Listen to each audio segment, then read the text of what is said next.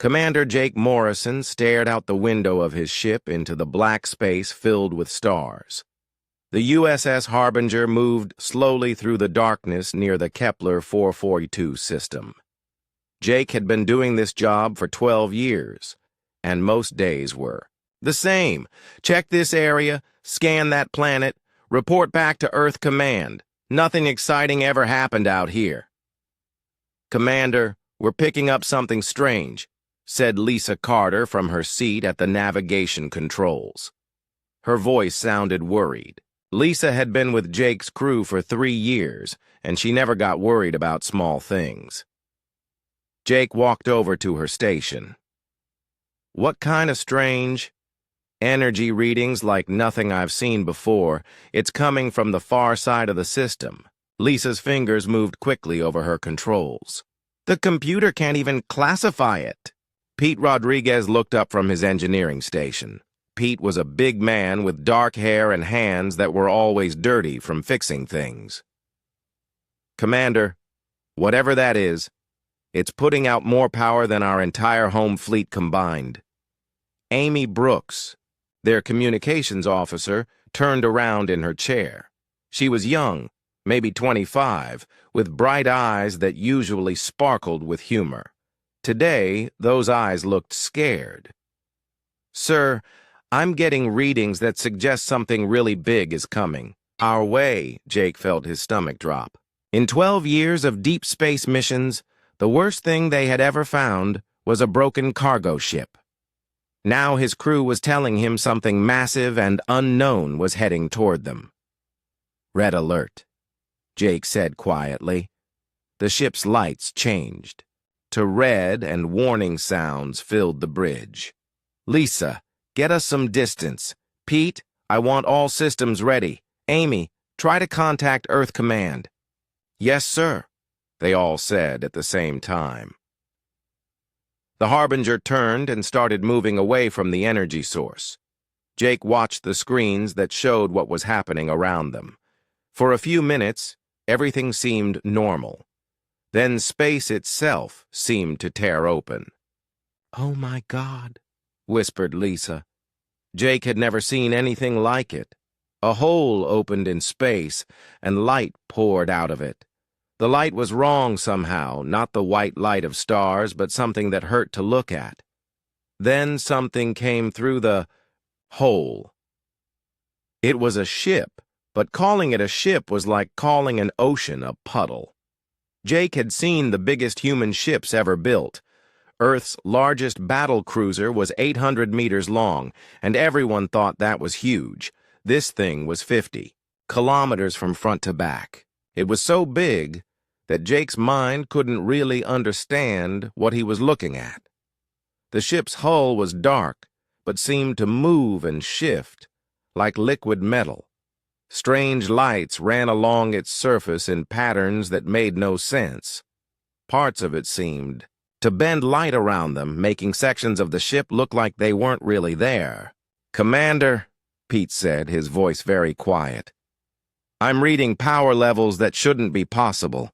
This thing could probably blow up a moon without trying hard. More holes opened in space around the giant ship.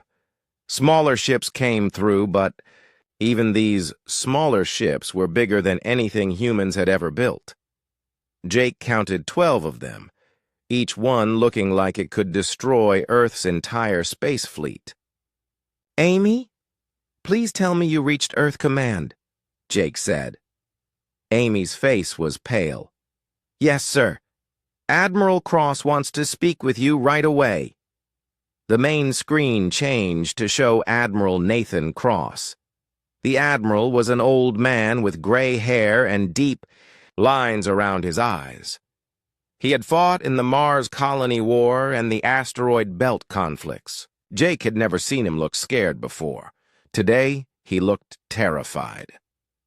Commander Morrison, report, the Admiral said. Sir, we have contact with what appears to be an alien fleet. The main ship is approximately 50 kilometers long. 12 smaller vessels, each larger than our biggest ships. Power readings are off the charts. Admiral Cross was quiet for a long moment. Commander, you are looking at humanity's first contact with an alien civilization. Everything you do in the next few hours could determine the future of our species. Jake felt the weight of those words. He looked around at his crew. Lisa was still staring at the alien ships on her screen. Pete was running diagnostics on every system they had. Amy was trying to boost their communication signals. They were all good people, but they were just one small ship facing something beyond imagination. "What are your orders, sir?" Jake asked. "Try to establish communication. Do not, under any circumstances, fire first. Do not make any aggressive moves. We need to find out what they want." Dr. Helen Price, their science officer, came onto the bridge. Helen was a small woman with short blonde hair who studied alien life forms. Until today, the most alien thing she had ever seen was bacteria from Europa. Her eyes were wide with excitement and fear. "Commander, I've been analyzing their ships. The technology is at least 500 years ahead of ours, maybe more. The materials their hulls are made from don't match anything in our database." "Are they scanning us?" Jake asked. "Yes, sir. Very detailed scans. They know everything about our ship by now. Our weapons, our power systems, probably how many people are on board." Jake nodded. That made sense. If he found a primitive ship, he would want to know what it could do, too. "Sir," Amy said suddenly, "I'm receiving a transmission from the alien fleet. Put it through." Strange sounds filled the bridge. It wasn't like any language Jake had ever heard. It sounded like music mixed with mathematics, beautiful and impossible to understand. "Amy, can you make any sense of it? I'm running it through our translation programs, but this is completely different from any known language structure. It might take hours or days to figure out." Jake looked at the alien ships. On his screen, they were just sitting there, waiting. He wondered what they were thinking. Did they see humans as equals? As pets? As threats? "Commander," Lisa said, "3 of the smaller ships are moving toward us." Jake's heart started beating faster. "Battle! Stations, shields up, but do not power weapons unless I give the order." The 3 alien ships approached slowly. As they got closer, Jake could see more details. Their hulls seemed to be alive, shifting and changing. Strange symbols appeared and disappeared along their sides. They moved without any visible engines, like they were swimming through space instead of flying. "They're stopping," Lisa reported. "Distance, 10,000 kilometers. Jake knew that in space combat, 10,000 kilometers was very close, close enough to destroy the Harbinger in seconds if they wanted to.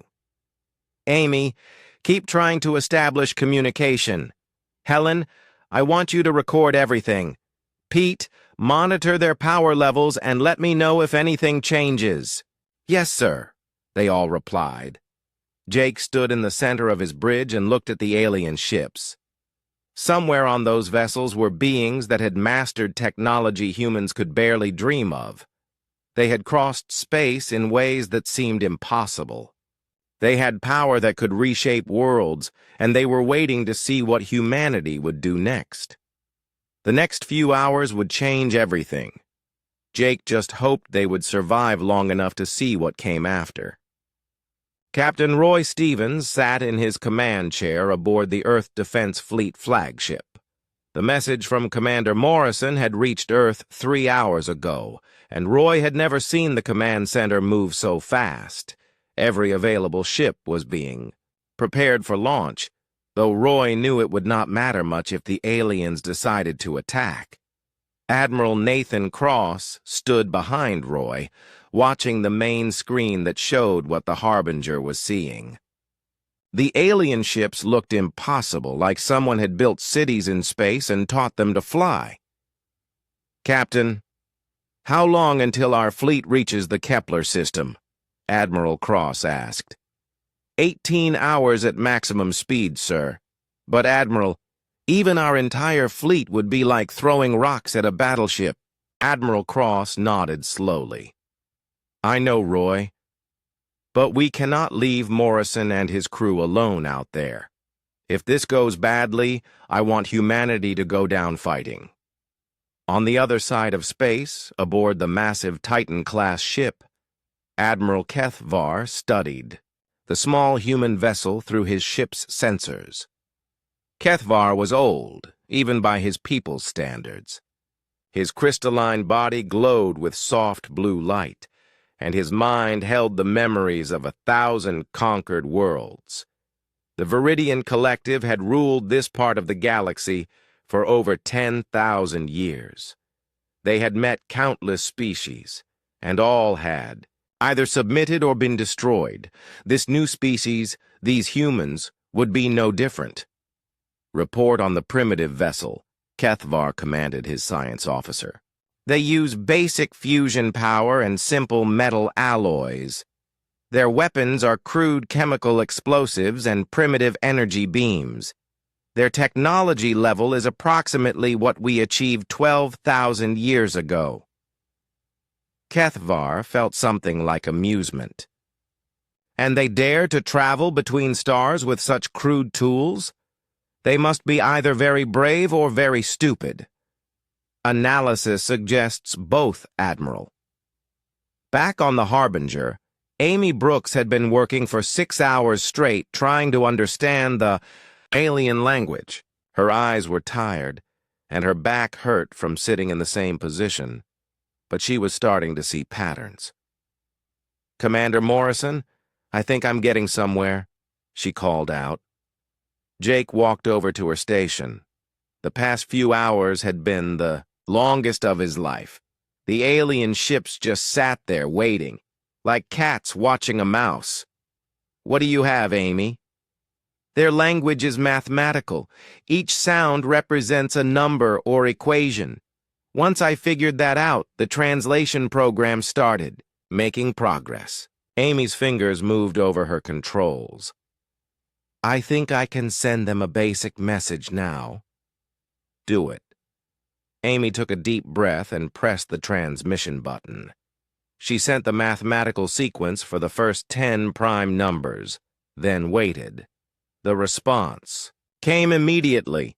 The alien sent back the next 10 prime numbers in the sequence. We have communication, Jake said quietly. Dr. Helen Price had been studying the alien ships with every sensor they had. What she found both amazed and terrified her. Commander, these ships are not just advanced. They're using technology that bends the basic rules of physics. Look at this. She pointed to her screen. They're generating artificial gravity fields around their ships. Their hulls are made from materials that can repair themselves. And their power source? I think they're using controlled black holes for energy. Pete Rodriguez whistled softly. No wonder they're not worried about us. We probably look like cavemen to them. Keep monitoring everything, Jake ordered. Amy, can you send a more complex message? I think so. What do you want to say? Tell them we come in peace.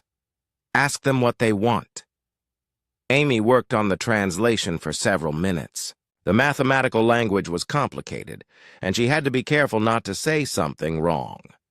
Finally, she sent the message. The alien response came back quickly, but it was much longer and more complex than before. They're asking for our surrender, Amy said after working through the translation.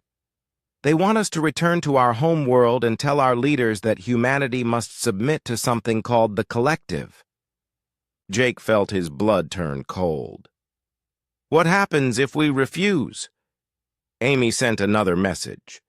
The alien response was short. They say we will be adjusted to fit their requirements. What does that mean? I don't think we want to find out, sir. Admiral Kethvar watched the primitive ship with growing interest. Most species either attacked immediately or surrendered without question when they saw the power of the collective. These humans were doing neither. They were trying to communicate, trying to understand. Curious, Kethvar said to his science officer. They show more intelligence than expected. Should we demonstrate our power to encourage their cooperation? Yes, target the large asteroid near their position. Minimum power setting. One of the Titan's weapons activated for less than a second. A beam of pure energy reached out across space and touched a mountain-sized asteroid. The rock simply ceased to exist, turned into glowing particles that drifted away into space. On the Harbinger, everyone watched in shocked silence. "Commander," Pete said, his voice shaking, "that asteroid was solid iron and nickel. It would have taken our entire fleet, an hour to destroy it with everything we had." "And they did it like turning on a flashlight," Lisa added. Jake stared at the empty space where the asteroid had been. The message was clear. The aliens could destroy anything they wanted, anytime they wanted. "Amy, send them a message. Tell them we understand their power.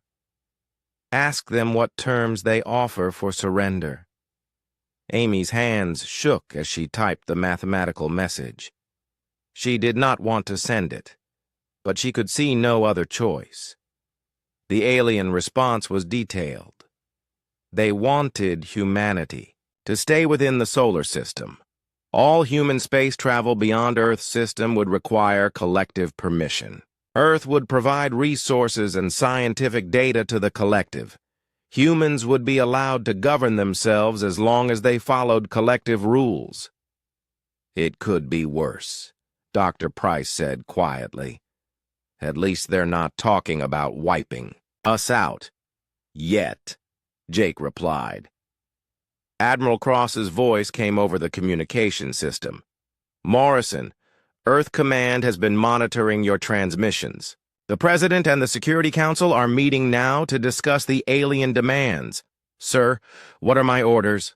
Continue negotiations. Buy us time. Our fleet will reach you in 14 hours. Jake almost laughed. 14 hours? And then what? Their entire fleet would be destroyed in minutes. But Admiral Kethvar was making his own plans. He had decided these humans might be interesting enough to study more closely.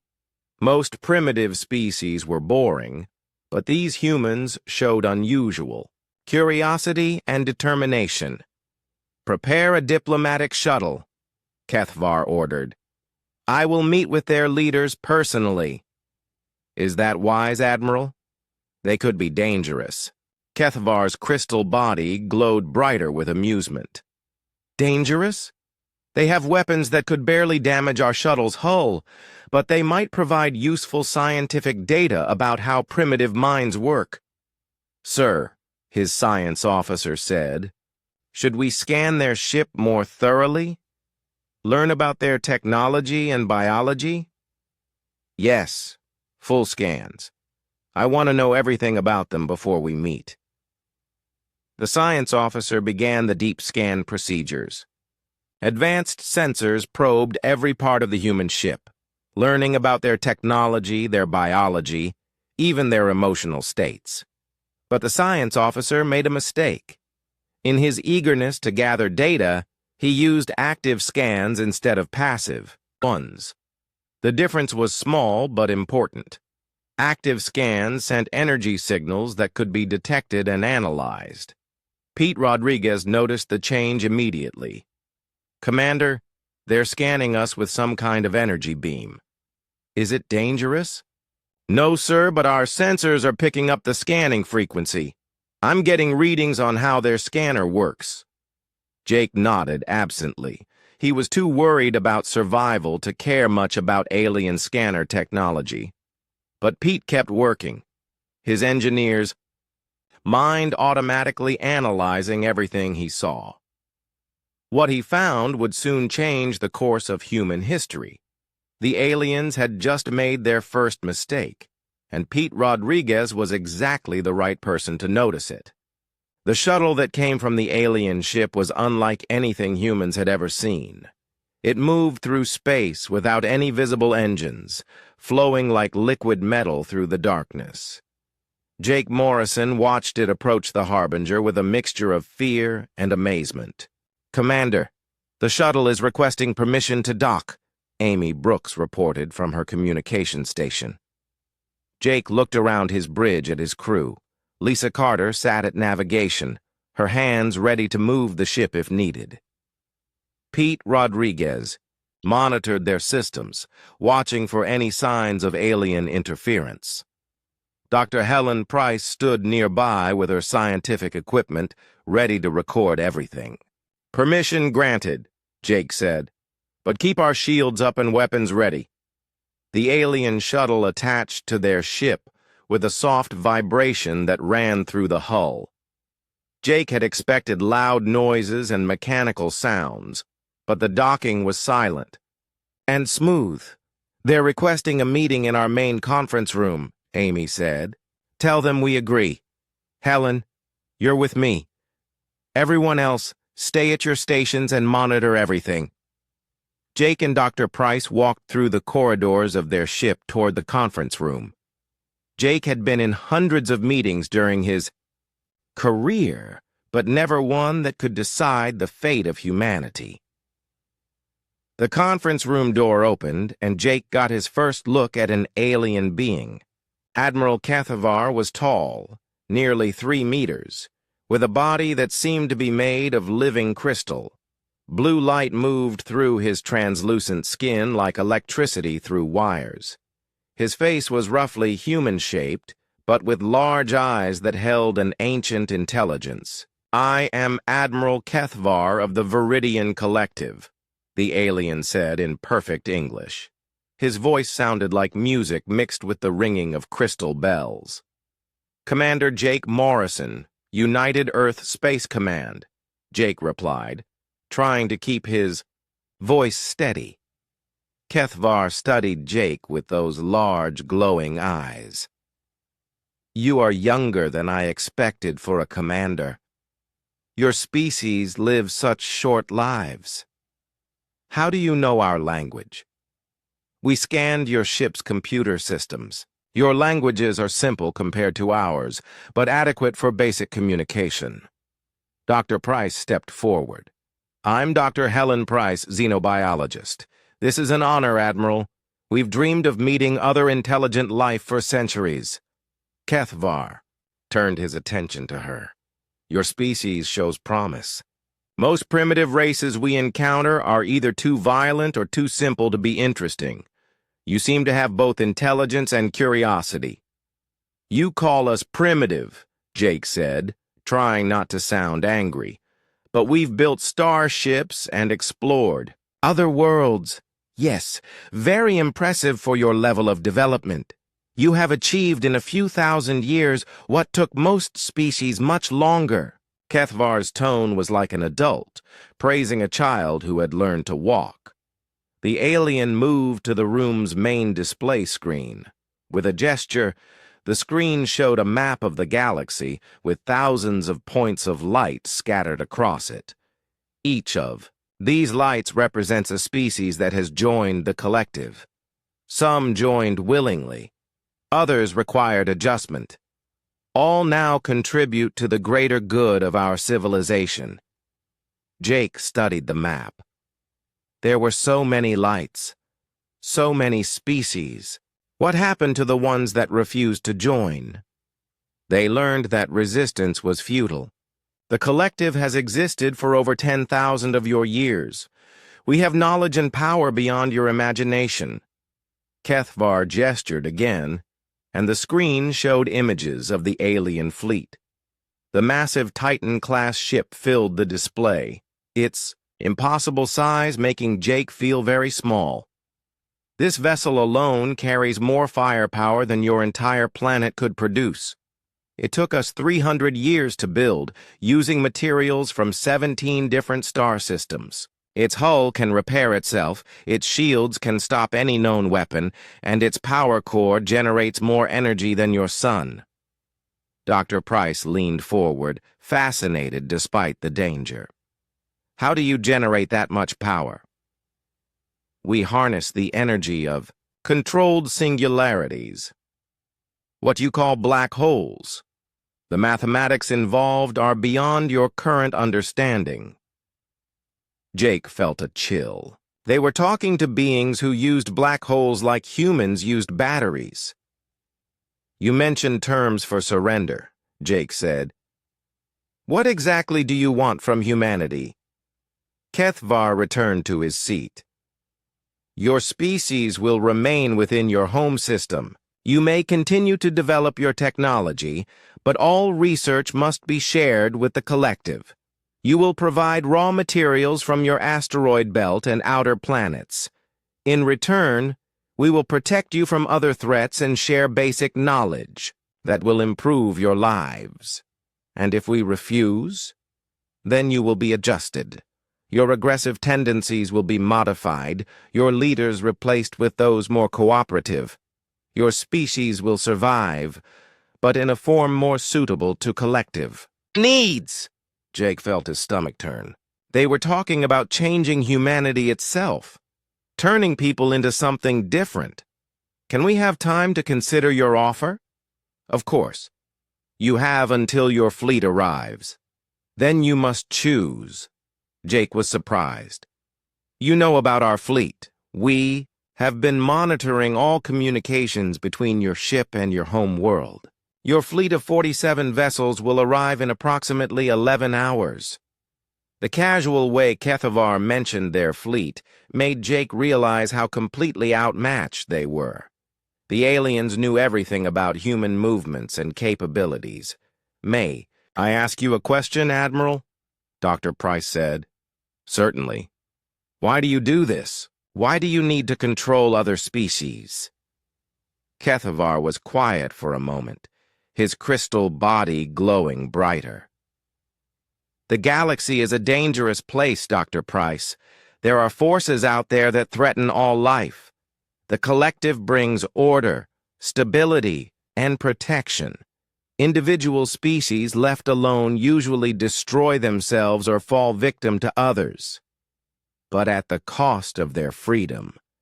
Freedom is an illusion treasured by young species. What good is freedom if it leads to extinction? Jake stood up. We need to discuss this with our government. How long do we have? As I said, until your fleet arrives. But Commander Morrison, do not make the mistake of thinking your weapons can harm us. We have faced thousands of species with technology similar to yours. All learned the same lesson. Kethvar moved toward the door, then stopped. However, I will give you a demonstration of our power, so you understand what you face. He touched a device on his wrist and spoke in his musical language. Outside the ship, one of the smaller alien vessels began to glow. We will vaporize the moon of the fourth planet in this system. Watch and understand. The alien ship fired a single beam of energy across millions of kilometers of space. The beam struck the distant moon, and for a moment, nothing seemed to happen. Then the moon began to crack apart like an egg. Within minutes, what had been a world became a cloud of glowing debris. Jake and Dr. Price stared at the display in horror.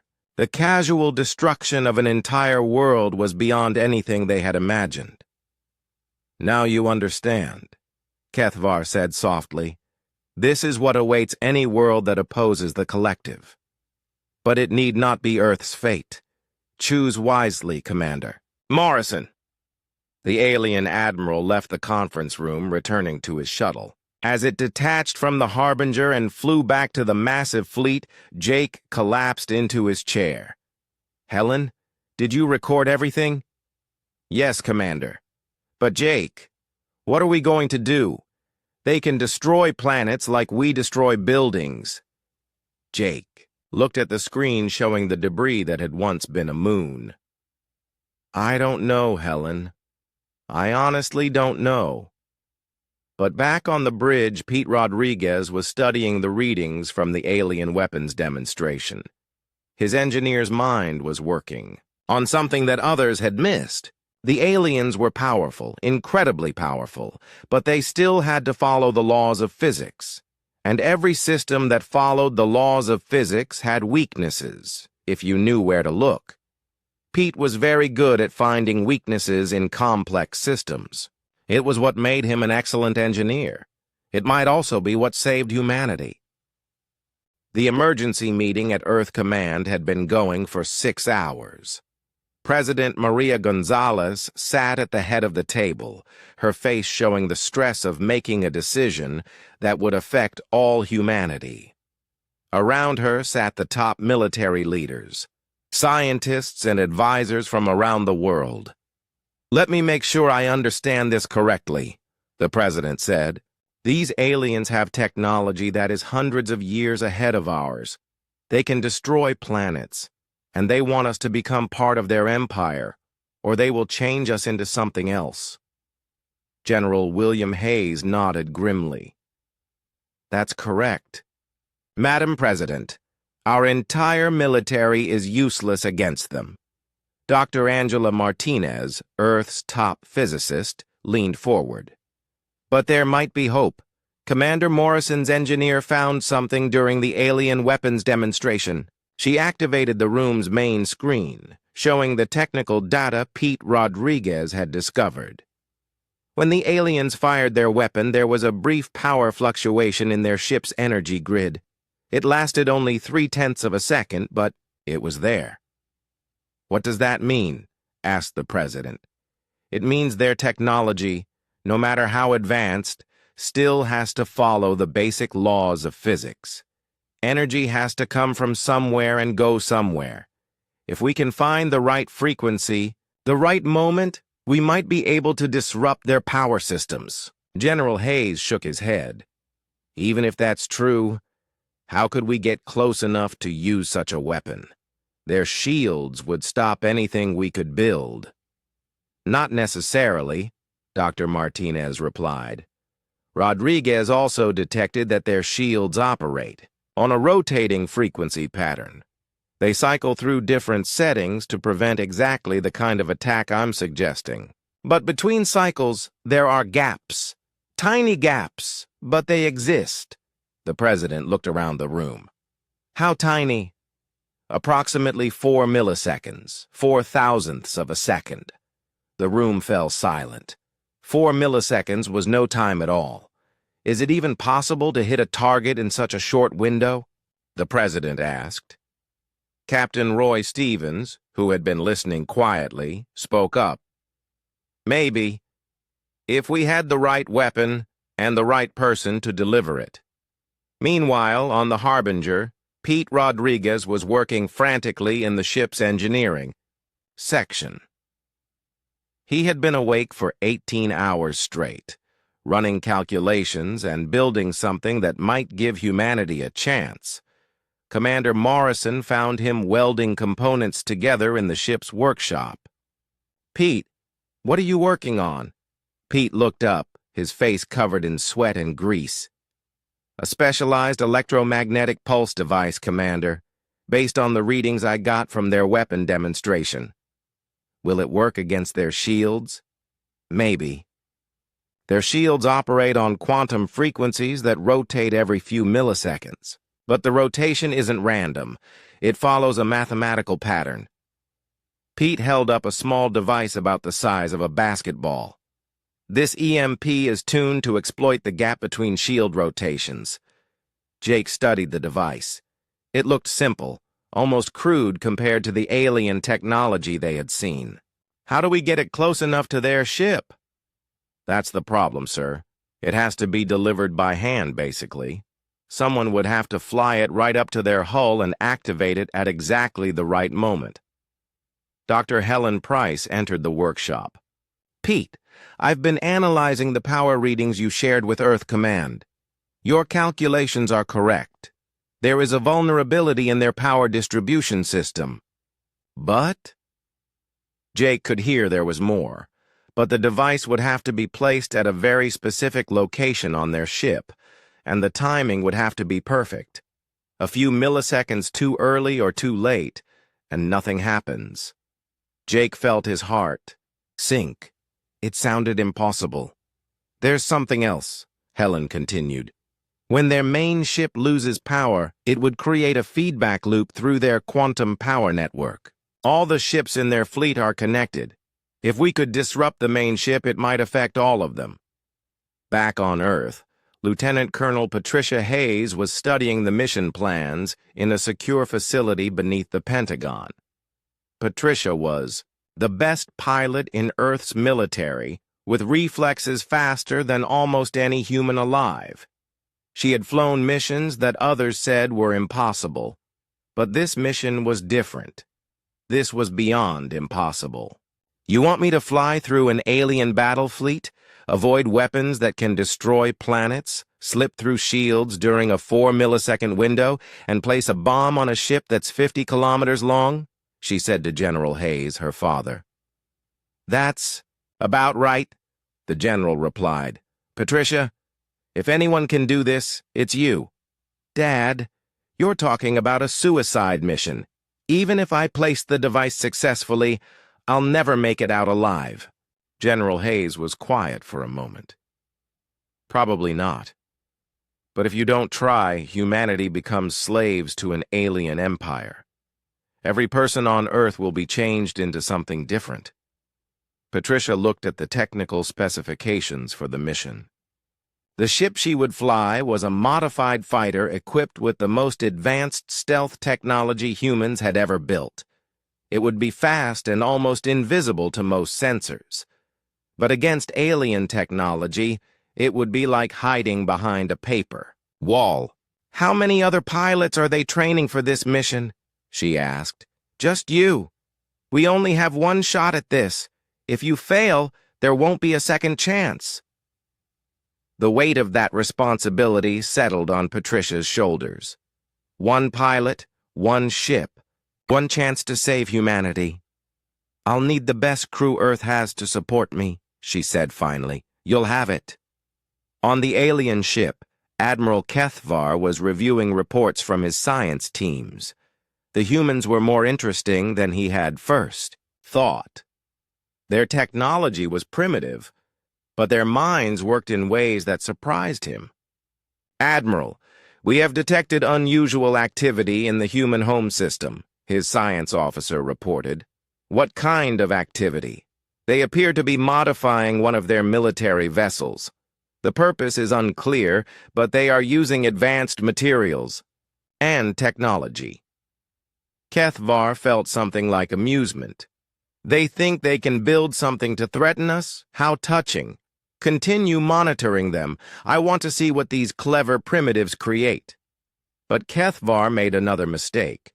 He was so confident in Viridian superiority that he did not take the human preparations seriously. To him, humanity was like children playing with toys. He did not understand that sometimes the most dangerous enemies were the ones who had nothing left to lose.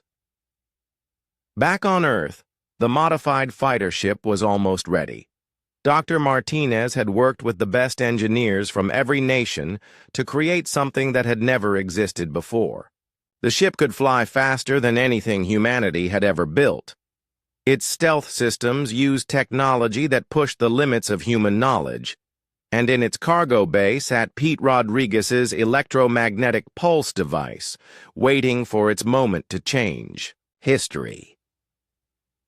The human fleet was preparing to leave Earth, knowing most of them would not return. Captain Stevens stood on the bridge of his flagship, looking at the 47 ships that represented humanity's entire space military. It was not much, compared to the alien fleet, but it was all they had. The battle for humanity's future was about to begin. The human fleet arrived at the Kepler 442 system exactly 18 hours after first contact.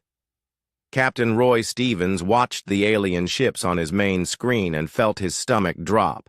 Even knowing what to expect, seeing the massive fleet was overwhelming. "All ships, this is Captain Stevens," he said over the fleet communication system. "Remember, our job is to create a distraction. We need to draw their attention away from Lieutenant Colonel Hayes. Every second we can buy her might save humanity, Patricia." Hayes sat in the cockpit of her modified fighter, hidden behind one of the system's outer planets. Her ship was so advanced that even she had trouble believing it was real. The engineers had built something that was part fighter, part stealth, bomber, and part miracle. "Patricia, are you ready?" came the voice of Dr. Martinez over her communication system.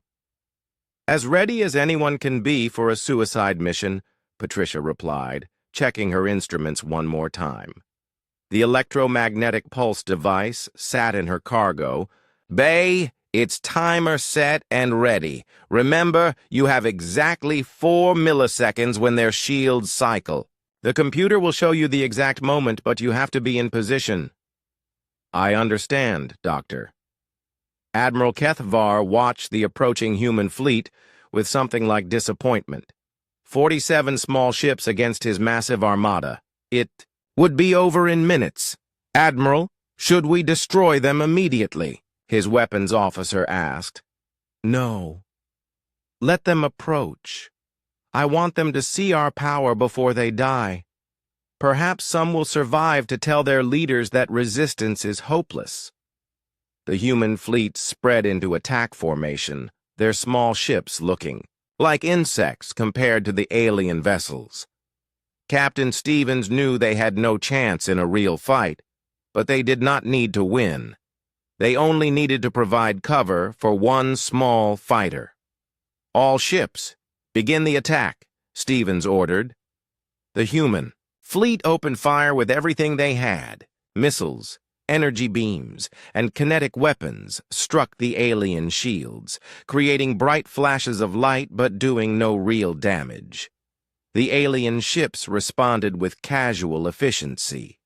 Beams of energy reached out from the Viridian vessels, and human ships began to explode. The USS Wellington vanished in a ball of fire.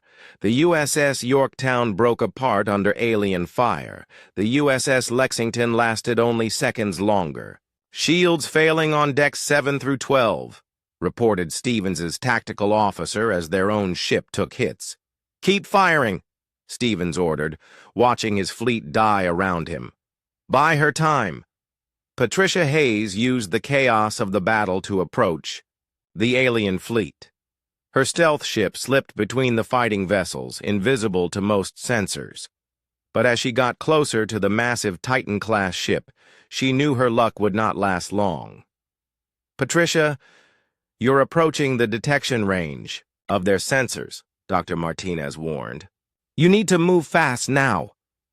Patricia pushed her ship to maximum speed, racing toward the enormous alien vessel.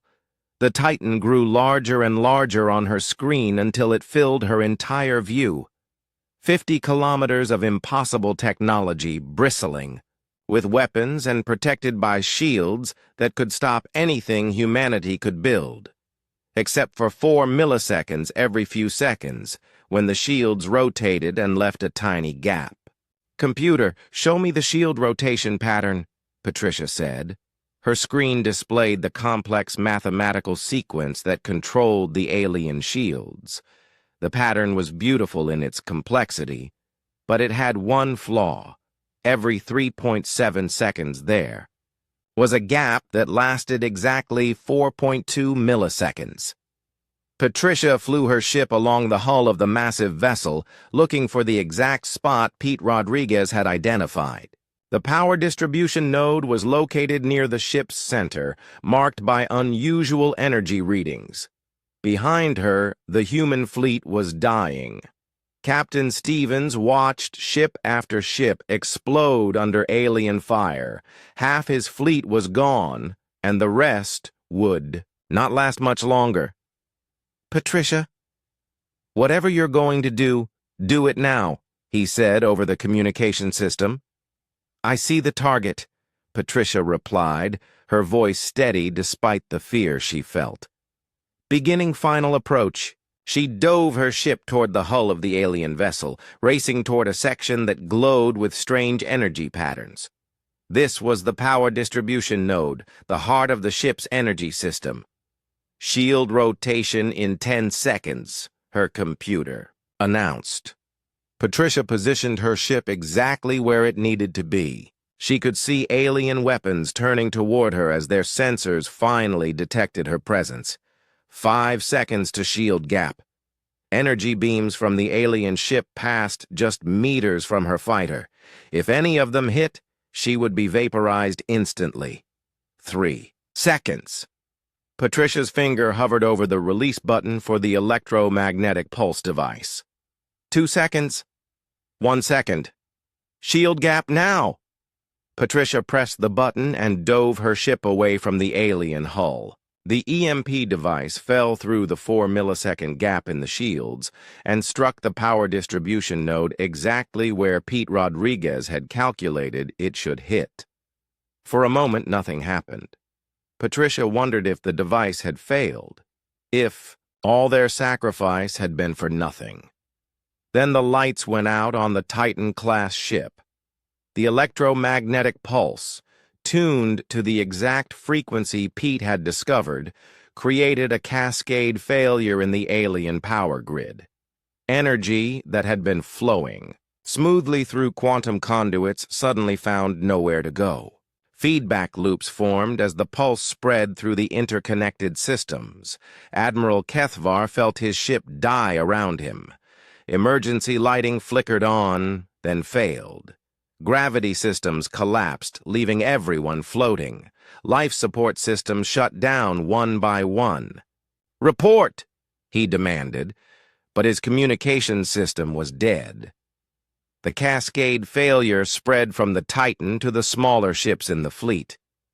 The quantum power network that connected all Viridian vessels became a pathway for destruction. One by one. The alien ships went dark. Patricia Hayes managed to escape the immediate area, but her ship had taken damage from alien fire.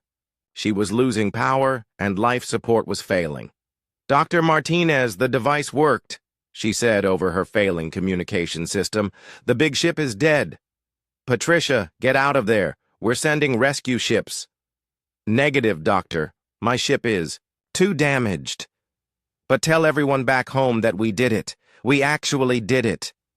Patricia's ship drifted in space as its systems failed one by one. She watched the alien fleet floating helplessly, their mighty vessels reduced to dark metal hulks. Through her cockpit window, she could see the lights of the surviving human ships approaching. Captain Stevens surveyed the battlefield in amazement. Most of his fleet was gone, but the alien ships were all powerless. The impossible had happened. "All ships, begin rescue operations," he ordered.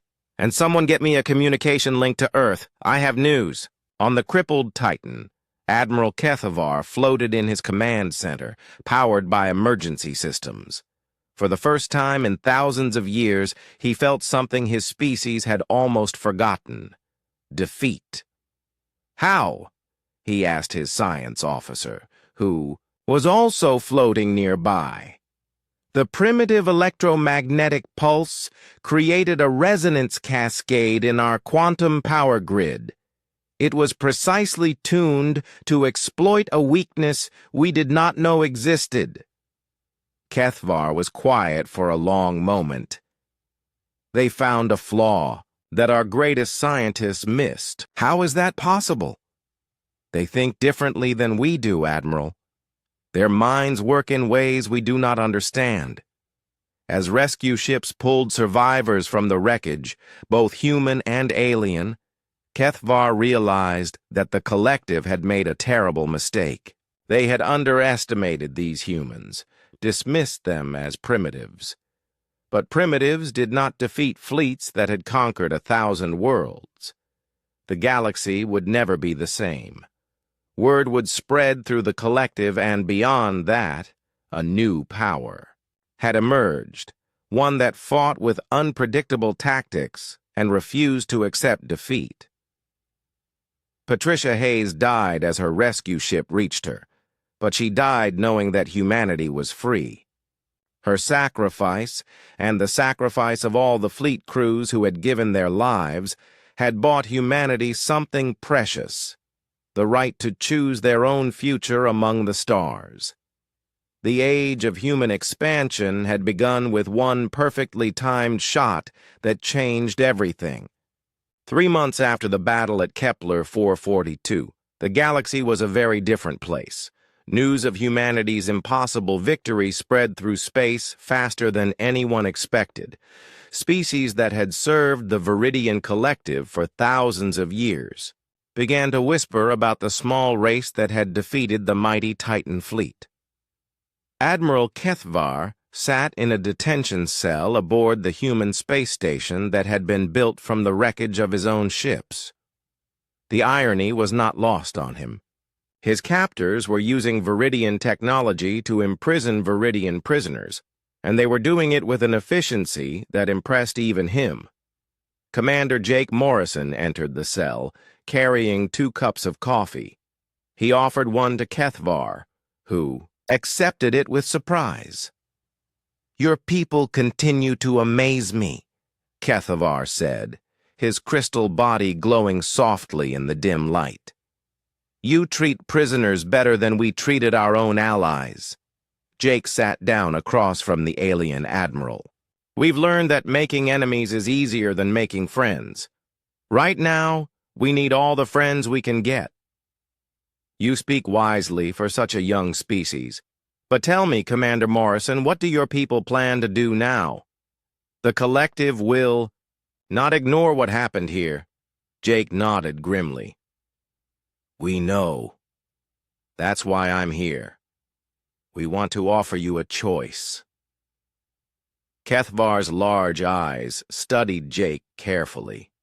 In the months since his capture, he had learned to read human expressions. This one showed determination mixed with hope. "What kind of choice?"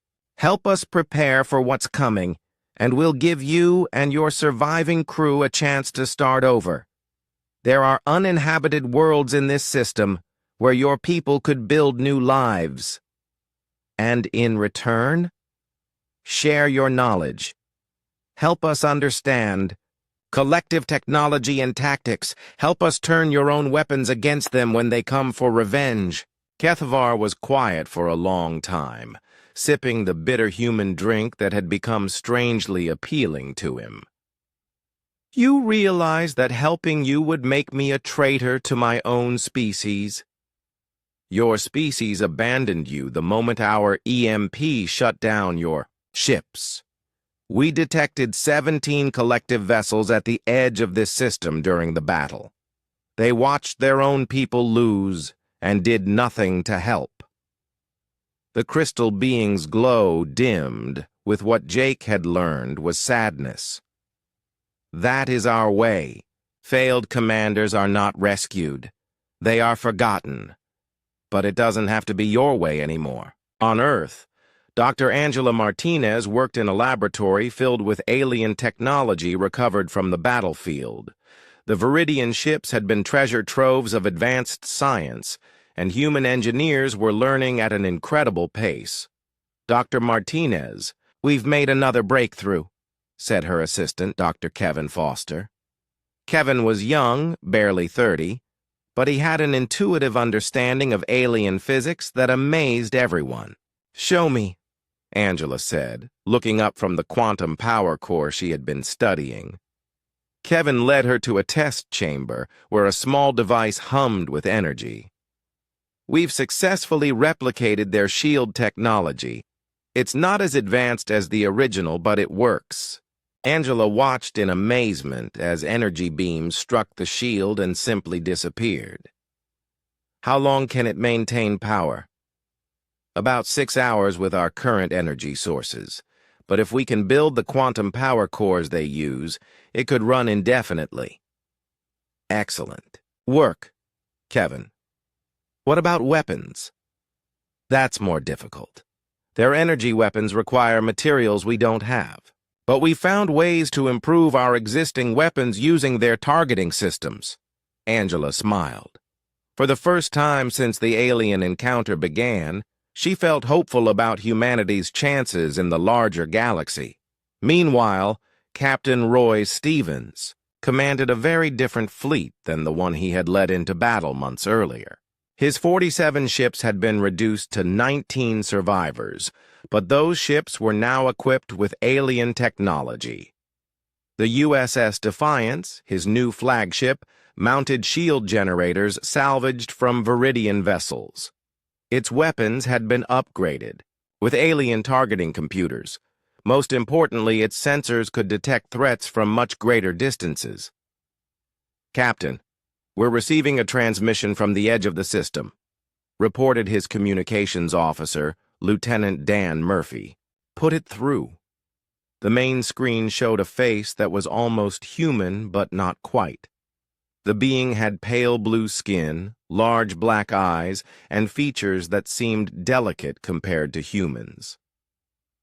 "I am Captain Zara of the Altarian Republic," the alien said in accented but clear English. "We have come seeking the humans who defeated the Viridian Collective." Stevens felt his heart rate increase. Another alien species, but this one seemed different from the Viridians. "This is Captain Stevens of the United Earth Space Command. What do you want?" "To offer our congratulations and our friendship. The Altarian Republic has been fighting collective expansion for over 200 years. Your victory has given hope to oppressed species throughout this sector of the galaxy." Stevens looked at his crew, seeing the same mixture of excitement and caution in their faces. "You want to form an alliance?" "We want to discuss the possibility. The collective will not forgive what you have done. They will return with a much larger fleet probably within the next year.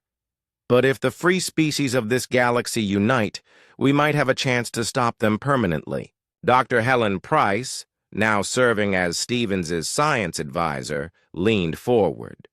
"Captain Zara, how many species are willing to fight the collective?" "At least 12 that we know of. Perhaps more now that your victory has shown it is possible to defeat them." Stevens made a decision that would change human history. "Captain Zara, you're welcome to send a diplomatic mission to Earth. It's time humanity learned about our new neighbors." Back on the space station, Admiral Kethvar had made his own decision. He stood with Commander Morrison in the station's observation deck, looking out at the human ships being retrofitted with Viridian technology. "I will help you," Kethvar said finally. "Not because I hate my own people, but because I have come to respect yours. You fight for freedom, not conquest. That is rare in the galaxy." "Thank you, Admiral.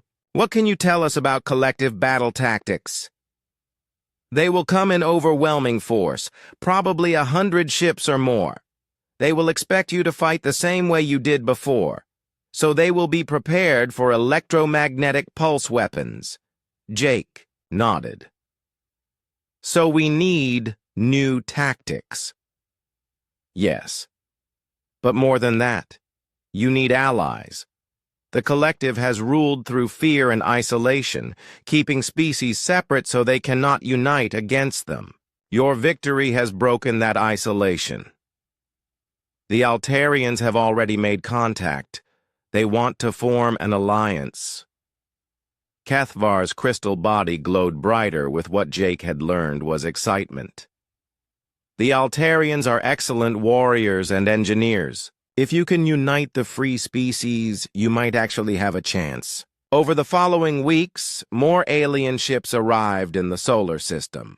The Karathi brought advanced computers and artificial intelligence. The Thessians offered medical technology that could heal injuries thought impossible. The Valdorians shared knowledge of faster-than-light travel that would revolutionize human space exploration.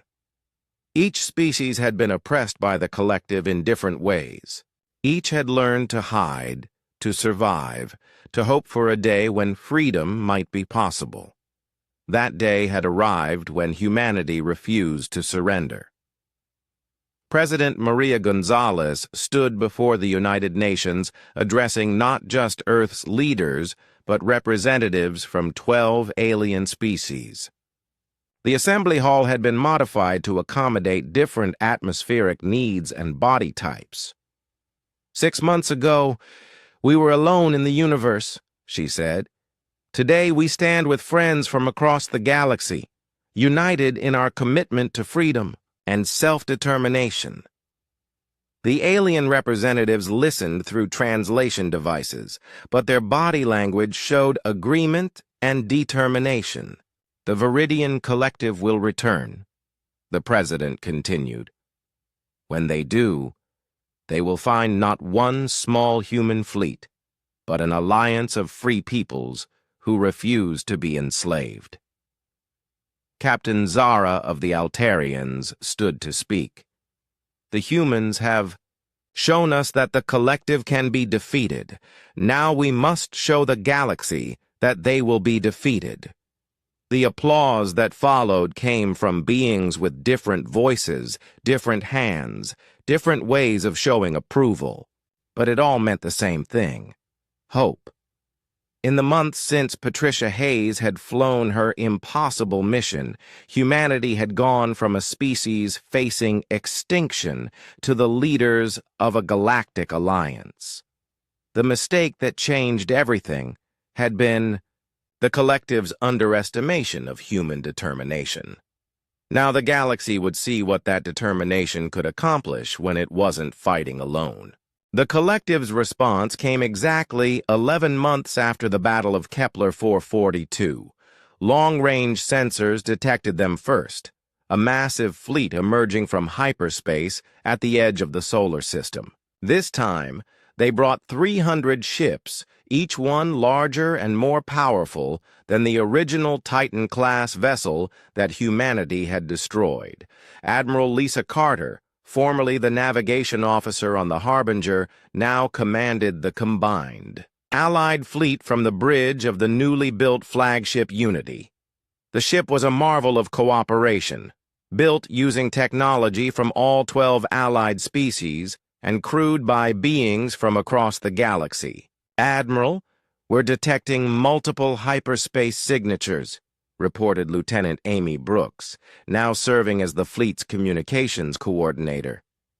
It's the largest fleet ever recorded in this sector. Lisa nodded calmly, though her heart was racing. The past year had changed her from a young officer into one of the most experienced combat commanders in known space. Signal all ships, formation Delta 7. It's time to see if our new toys work. The Allied fleet was smaller than the approaching collective armada, only 87 ships total. But these were not the same crude human vessels that had faced the first Viridian attack. Each ship now mounted shields that could deflect planet-killing weapons. Their hulls were made from self-repairing materials discovered in Karathi archives. Their weapons combined human ingenuity with alien precision.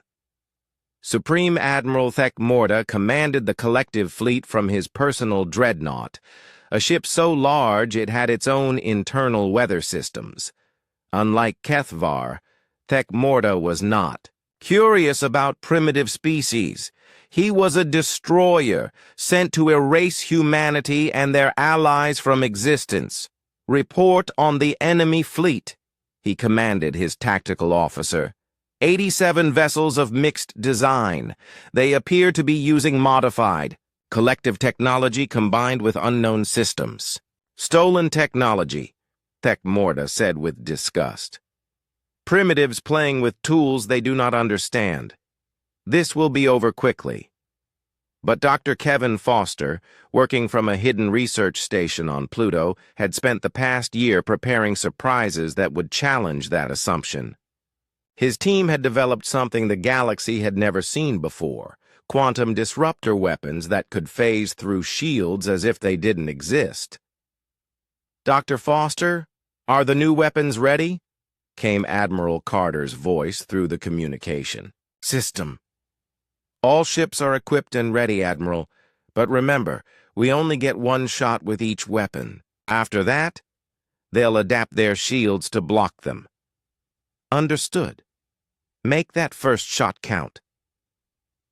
The two fleets approached each other across the vast emptiness of space. The collective ships moved in perfect formation, their commanders confident in their overwhelming superiority. The Allied ships moved more chaotically, each species contributing its own tactical style to the overall plan. "Admiral Carter, this is Captain Stevens aboard the Defiance," came a familiar voice. Roy Stevens now commanded the human battle group, his ship equipped with the most advanced human-built weapons. "Go ahead, Roy. My people are ready. We remember Patricia Hayes and everyone else who died to get us this far. All ships remember, Roy. Today we fight not just for our own freedom, but for every species the collective has enslaved." On Earth, President Gonzalez watched the battle preparations from the command bunker beneath the Pentagon. Beside her stood representatives from all the Allied species, each monitoring their own people's ships. Captain Zara of the Altarians studied the tactical displays with professional interest. "Admiral Carter is positioning the fleet well. The collective expects us to fight defensively, but she's preparing an offensive strike." "Will it work?" the President asked.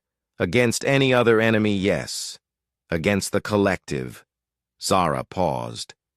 "We are about to find out if miracles can happen twice." The battle began when the collective fleet opened fire from maximum range. Hundreds of energy beams reached across space toward the Allied ships. But instead of the easy destruction Thecamorta expected, the beams struck shields that held firm. "Impossible," the Supreme Admiral said. "Their shields should have failed immediately." "Sir, they appear to be using improved versions of our own shield technology. Our weapons are not penetrating." Thecamorta's rage was cold and calculating. "Then we will overwhelm them with sheer firepower. All ships, maximum output. The space." Around the Allied fleet lit up like a small sun as hundreds of collective weapons fired simultaneously. Several Allied ships lost their shields under the concentrated fire, and the Thessian cruiser Harmony exploded in a ball of superheated plasma. But Admiral Carter had expected heavy losses. "All ships execute Pattern Omega. Kevin, deploy the quantum disruptors." The Allied fleet suddenly scattered in all directions, abandoning traditional formation flying. Each ship began moving in seemingly random patterns, making them difficult targets. At the same time, invisible quantum disruptor beams reached out toward the collective fleet. The first collective ship to die was a heavy cruiser that simply stopped existing. One moment it was firing its weapons, the next moment there was empty space where it had been. "What happened to the Destroyer of Worlds?" Thecamorta demanded. "Unknown weapon type, sir. It appears to have disrupted the ship's molecular structure at the quantum level." More collective ships began to disappear as the quantum disruptors found their targets. The weapons were devastating but limited. Each Allied ship could only fire one quantum disruptor before the weapon burned out from the massive energy requirements. "Sir, we've lost 47 ships to the unknown weapons," reported the tactical officer. Thecamorta felt something he had not experienced in centuries of warfare: uncertainty. These primitives were fighting with weapons that defied understanding. But Admiral Kethavar, monitoring the battle from his quarters on the space station around Earth, knew that quantum disruptors were only the beginning of humanity's surprises. "Commander Morrison, your people are about to attempt something that has never been tried before," he said to Jake, who was coordinating the battle from the station's command center. "The Trojan horse strategy?" Yes.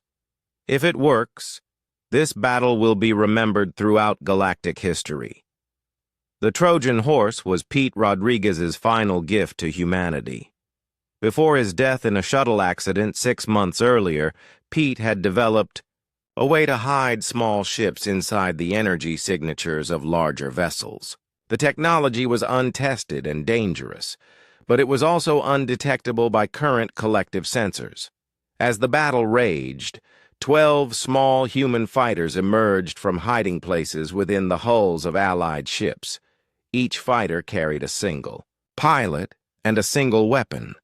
An improved electromagnetic pulse device based on the one Patricia Hayes had used to destroy the first Titan. Lieutenant Sarah Johnson led the stealth squadron, her ship invisible to collective sensors as it approached. Deathworlder's massive dreadnought. Sarah was Patricia Hayes' protege, trained by the hero herself before Patricia's death in the original battle. All Trojan units, this is Sarah. Target the command ship's main power core. We go in fast, we hit hard, and we get out. But Sarah knew, just as Patricia had known, that getting out was not the real plan. The stealth fighters were suicide ships, designed for a one-way mission against impossible odds. Sarah, this is Admiral Carter. You don't have to do this. We can find another way. Negative, Admiral. This is what we trained for. Patricia showed us how it's done. The stealth fighters dove toward the massive dreadnought like tiny meteors, approaching a planet. Collective point defense systems began to fire as sensors finally detected the approaching ships, but it was too late. Sarah's fighter was the first to reach the target.